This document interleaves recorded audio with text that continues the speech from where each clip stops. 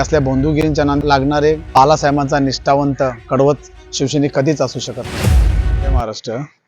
कधी डोंबाऱ्यांचा खेळ बघितला सर, रस्त्यावर चालू असतो तसंच काहीतरी शिंदे गटाचा झालेला आहे। जेवढे पण शिंदे गटात आहेत ना, ते सर्वजण मोदींवर, अमित शहांवर अक्षरशः तुटून पडलेले आहेत आणि तेच आता त्या मोदी शहांचे हे गुणगान गातात। पण विधानसभेच्या निवडणुकीच्या वेळेला याच मोदी साहेबांचे शब्द काय दिल्लीला, अगर अभी बाला साहब नहीं है, उनका वो लड़का उद्धव क्या कर सकता है, वो दो चार भी एमएलए नहीं ला सकता है, चलो महाराष्ट्र के ऊपर हल्ला डालो और शिवसेना को खत्म कर डालो। हे शब्द मोदी साहेबांचे। वाह गे मोदी साहेब। अनेक आदिलशाह, अनेक बादशाह हे महाराष्ट्रामध्ये चालून आलेले होते, त्यांचं काय झालं हे संबंध देशांनी पाहिलेला आहे आणि म्हणून समोरच्याला गाडल्याशिवाय तो स्वस्थ बसत नाही, याचा अनुभव भविष्यामध्ये शासनाने येईल। कुणाचे मंत्री भ्रष्टाचार केल्यानंतर घरी बसलेत, कुणाचे आमदार कोर्टानं न्यायालयानं आदेश देऊन भ्रष्टाचार केलं म्हणून घरी बसवलेत, कुणाचे नगरसेवक बलात्कार करतायत,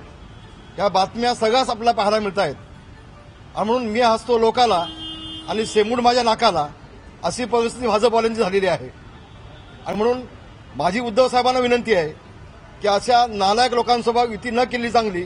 आम्ही सक्षम आहोत। रामदास कदमांचा हा व्हिडिओ तुम्ही बघितला असाल आणि ह्याच रामदास कदमांची भर सभेमध्ये फडणवीसांनी पूर्ण इज्जत काढली होती। तुमचा पगार किती आणि तुम्ही बोलता किती? अरे तुम्ही निष्ठा शिकवायची।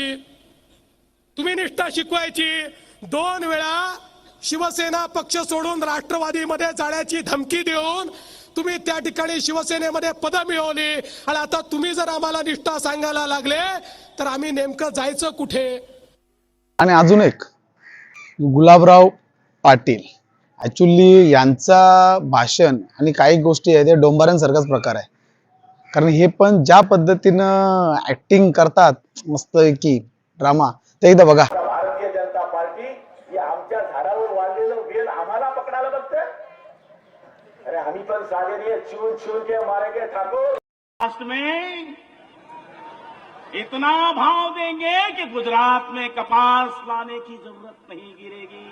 आणि आता ज्याने शिंदे गटाची कास धरून ते ओमराजे निंबाळकर, त्यांचे काय लँग्वेज होती? चिन्ह चोरलं, पक्ष चोरला आणि हे कारस्थान करायला कोण होतं? कमळाबाई। ही कारस्थान करायला कमळाबाई। हे जो फोड त्याचं फोड, दुसऱ्याचं लिकरू मांडीवर बसव। आताच्या घडीला या शिंदे गटाचे नेते कोण? संजय निरुपम सारखे लोक, जे शिवसेनेमधून ज्यांना हाकलले, नंतर काँग्रेसमध्ये गेले, काँग्रेसमधून हाकलले, नंतर आता शिंदे गटामध्ये नेते गेले आम्ही सगळे एकनाथराव शिंदे गटचे सदस्य आहोत। आणि यांनीच मोदी साहेबांची तर फार इज्जतच काढली होती। हमारे बच्चों को पॉलिटिक्स से दूर रखना चाहिए। दूसरा, जो बच्चे स्कूल कॉलेज में पढ़ रहे हैं वो मोदी जैसे अनपढ़ गवार के बारे में जान के उनको क्या मिलने वाला है? अशी लोक शिंदे गटाने जवळ घेऊन भाजपच्या मांडीवर जाऊन बसवली। मी त्यांच्या मांडीला मांडी लावून सरकारमध्ये बसू शकत नाही, मी त्या कॅबिनेट मध्ये नाही बसू शकत त्यांच्या बरोबर। त्याच भाजपच्या सोबत जाणारे हे शिंदे।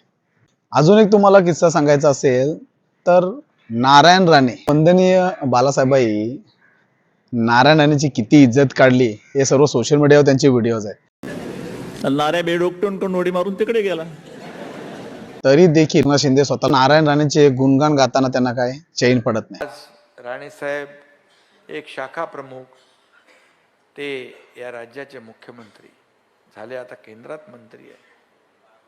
बाळासाहेबांना आवडणारा कार्यकर्ता राणे साहेब होते।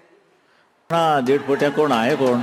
त्याच नारायण राणेंचा मुलगा निलेश राणे यांनी बाळासाहेबांच्या बद्दल घाणेरडे वक्तव्य केले होते। माझ्यासाठी माझा साहेब महत्वाचा, राणे साहेब महत्वाचे, बाळासाहेब माझ्यासाठी महत्वाचे नाही।